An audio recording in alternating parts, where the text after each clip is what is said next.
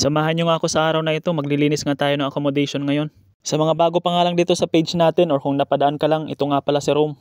6 years na nga tayo dito sa United Arab Emirates. Pangatlong kumpanya na nga natin ito napasukan dito sa United Arab Emirates. At dito nga tayo nakatira ngayon sa accommodation ng company. At dahil day off nga natin ngayon, naisipan ko nga maglinis dito sa accommodation ngayon. Ganito nga lagi yung routine natin pag day off. Kung hindi maglilinis na accommodation, maglalaba. Gusto ko nga sanang gumala kanina kaso bigla tayong tinamad. Dito nga sa Western Region, dalawa nga lang yung mall dito. Al Dhafra Mall at saka City Mall. Sa tagal nga natin dito sa Western Region, ilang beses ko na rin napuntahan yung mga mall na yan. Nakakasawa na rin. Tsaka mahirap gumala pag walang pera. Mamaya makabasag pa tayo sa mall. Wala tayong pambayad kaya maglinis na lang tayo ng accommodation ngayon. Pagkatapos nga natin magwalis-walis sa sofa, pumunta naman ako dito sa kusina. Marami nga tayong na-harvest na mga basura ngayon. Dito nga sa accommodation namin ngayon, kasama na nga namin yung mga driver ngayon. Medyo marami na nga kami ngayon dito. At pagdating nga sa paglilinis dito sa accommodation, kanya-kanya na nga lang. Meron nga kami dating schedule dito sa paglilinis every week. Kaso hindi naman nasusunod. Kaya ngayon sinipag tayo. Tayo muna yung maglilinis ngayon dito.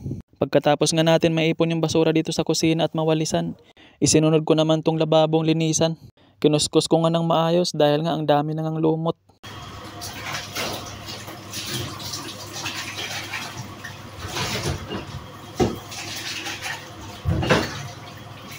Pagkatapos nga natin linisan yung lababo, itinapon ko naman itong mga basura. At may napansin nga tayo dito isang dates, isinabay na nga rin nating itapon. Buti na nga lang nandito ngayon sa may harapan yung tapunan ng basura.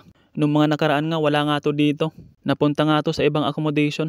Buti na nga lang naibalik siya ngayon dito. At bago ko nga ipasok tong lagayan ng basura namin, hinugasan ko nga muna dito. At nangangamoy na nga tong lagayan ng basurahan namin. At kanina nga isinabay ko nga to dito sa labas itong mga punasan para malaban natin.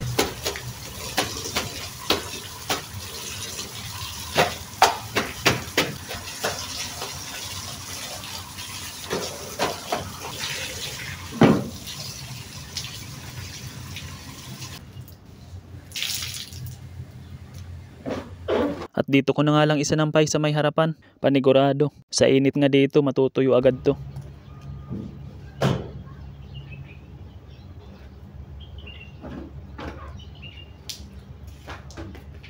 At nung makatulo na nga itong lagayan ng basurahan namin, dinala ko na nga dito sa kusina. Nilagyan ko nga agad ng plastic. At sobrang sinisipag na tayo ngayon. Kaya naman isinabay ko ng linisan itong kalan namin.